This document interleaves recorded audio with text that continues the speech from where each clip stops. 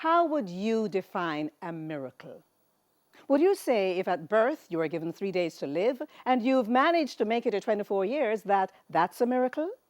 Not only have you outlived what doctors predicted, but you've also gone on to graduate with a first degree cum laude in social work from Medgar Evers College with plans afoot to pursue a master's. In addition, this young woman, along with her sister Kimberly, formed the Harris Family Vision Foundation Incorporated. Nekhidia Harris was born in Brooklyn. She lives with her family in America, but you could say that her heart is firmly planted in Jamaica. This is Profile. I am Faye Ellington.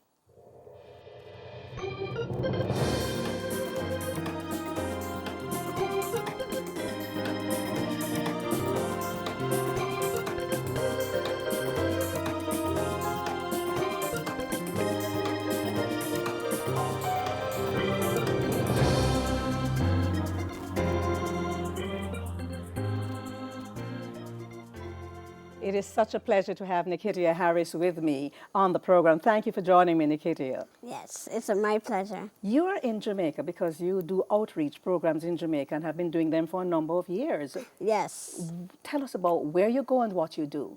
Well, we go all over the island. We go to inner city communities and communities that are in need of help. What kind of help do you offer? We supply goods like You do exercise books? Yes. And we do back to school treats. We give out, they provide food and lunch. We provide food and lunch in each of locations. And also we have blood pressure machines. We also do blood pressure checks, sugar checks, the PATH program, other different programs for the community. Them. Yes.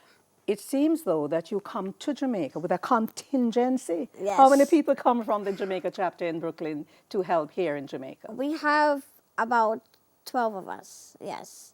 12 of us that came from New York to Jamaica today. I know your parents are Jamaican, and Yes. perhaps you should just say what their names are. They're Dazzling and Michael Harris. They are Jamaican, and they're Yes. solidly Jamaican, and they have made their children understand that they need to give back to Jamaica. Yes. But whose idea was it really to form that group, that foundation? My sister and I, Kimberly Harris. What is it that stirred you to do this? My parents taught us to give back. As, Christians, we believe that as Christ did, he gave back to his community. He walked on earth, and he showed us the way how to give. And that stirred in us. And as growing up, we help our family members, whether it's tuition assistance, whether it's a uniform, we give back to what we had. So, family. Let's talk about your parents and you. Yes. You're their first child. Yes. The first of two. Yes.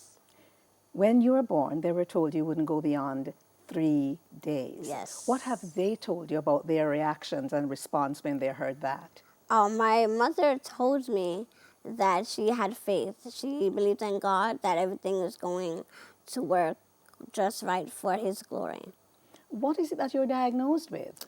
Well, I'm undiagnosed at the moment. I fit in so many categories, and they said osteogenesis, and because of my height and my bones, my structure. So I went all over. Doctors came from London to research me from different areas of the world, and they still haven't found anything. They grew my skin in the lab, and nothing.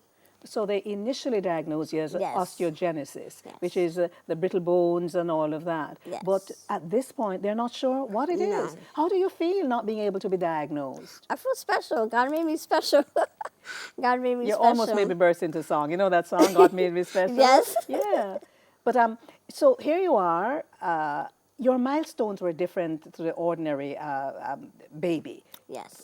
Tell me what happened along the way. When did you first speak? When did you walk? When did these things happen? Well, all of it was delayed. I think I began to walk maybe at 3 years old.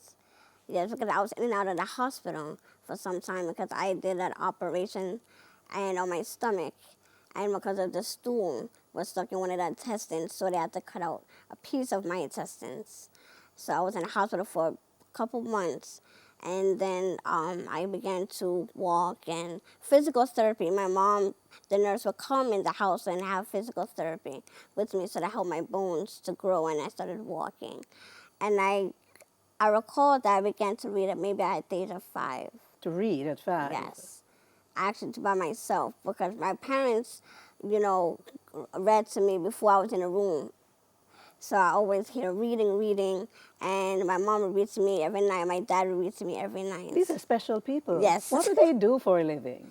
My mom, she's an accountant. Yes. Yes. And my dad, he worked for British Airways, but now he retired for 20 plus years. He worked for them for. And these are just exceptional Yes. human beings. Yes. You spoke for the first time at 2 years old, am I correct? Probably. Yes. What is it that you said? I believe I said Dada.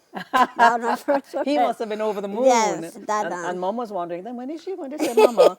And then later on, I said Mama. Going out, going to school, how did you adjust? And how did they adjust to you? My mom, she actually did, and my parents actually put me in schools that had physical therapy. So I went to school, public schools. I had a one-on-one para with me. So they protected me in the hallways, and I was in regular classrooms. And just like everybody else, I was in special ed until high school. So that really, you know, helps me with other peers, whether they're in a wheelchair or they're, you know, normal. When you say they protected you, we mean not from bullying, but No. from to ensure that you wouldn't fall. Yes, yes. Because if you should fall, that would be problematic. Yes, Huh? because my brittle bones, maybe somebody bounced me, maybe one of the students, or if a fight broke out, something, you know, they protected, they helped That me is to if use you the didn't break bathroom. out the fight. Right? Did that ever happen? No. No. They helped me to the bathroom and other things that I can't reach. My books, they helped me with my books, take me off the school bus because I went on a school bus. So, So your parents didn't in any way pamper you unnecessarily. No. They supported you. Yes. But they made you take the school bus. yes. What was that experience like for you and for the other students? I had fun. I had friends that I made on the school bus, and we would joke together. And some of my classmates were on the same bus, so that was really fun. But I had to get up early in the morning, so that's the part I didn't like. I didn't like getting up early. Was it that you were very far from school?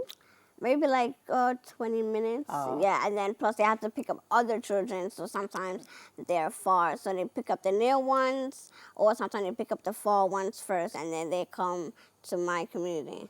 Is there any occasion that you can remember when you needed assistance to either get off the bus or go to the bathroom or just something to pick up something or to get you in a chair when nobody was there? And if that is so, what did you do? My friends, thank God for my friends. They, you know, who are able-bodied, they helped me up, whether I need to use the bathroom or get in a chair because I use a wheelchair going to school. You used to do what? I use a wheelchair going A wheelchair, to school. yes. Going for transport. So Yeah. sometimes I will walk, you know, when the hallways are not crowded. But if the hallways are crowded, my transport is the wheelchair. You just seem to have this thing about achieving and accomplishing that I know you must have got from your parents, yes, but there's something special inside of you. What is it that drove you when you were at school to do so well? Other than my parents, God, He actually, the one that, you know, when I'm down, I actually talk to Him. I talk to Him. I say, God, I'm facing such and such. And God works it out. You know, God is a person. So I speak to Him as though He's my parents. And God is really good because I've come a long way. If it wasn't for Him, I would haven't make it this far.